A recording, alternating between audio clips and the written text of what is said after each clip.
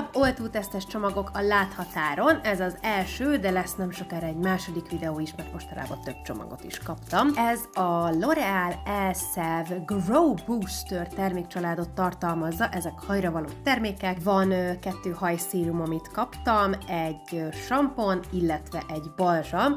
Ezek azt ígérik, hogy csökkentik a hajhullást, illetve segítenek a hajnövekedésben, illetve dúsabbá varázsolják a hajadat. A sampont és a balzsamot még csak pár hete használom, viszont a szérumot már több hónapja, úgyhogy nyilván arról több dolgot tudok elmondani. A sampon szerintem teljesen jól működik, tök jól tisztít. Nekem nagyon érzékeny a bőröm, de egyik se bántotta egyébként a fejbőrömet. A balzsam szerintem egy icipicit lehetne táplálóbb, tehát én ennél kicsit töményebb balzsamokhoz vagyok hozzászokva. Ez, amit itt mutogatok, egyébként az utána állapot, az előtte állapotot is felvettem, mielőtt a szérumot elkezdtem volna több hónapig használni, de véletlenül kitöröltem azt a felvételt. Megmutatom nektek, hogy a szérum igazából hogyan működik. Fel lehet vinni nedves, illetve száraz hajra is. Én azt ajánlom, hogy ha száraz hajra viszitek fel, akkor inkább ezt este tegyétek, mert nekem talán minthogyha zsírosította volna a fejbőrömet, de lehet, hogy ez inkább csak az volt, hogy lassan száradt meg a hajamon a szérum. Ezt ugye szépen a hajtöveimre befecskendeztem, aztán bemasszíroztam a fejbőrömbe, megfésültem a hajamat, és itt láthatjátok, hogy kell idő, ennek még megszárad. Amellett nem tudok elmenni szó nélkül, hogy a termékeknek nagyon extra jó illata van, olyan, mint hogyha a fodrászatból jöttem volna ki, és a tesztelési idő alatt pedig több pici babahajat is észrevettem elől. Mint hogyha gyorsabban is nőtt volna a hajam, még jelenleg a dússágával is meg vagyok elégedve, pedig nekem alapvetően vékony szálú és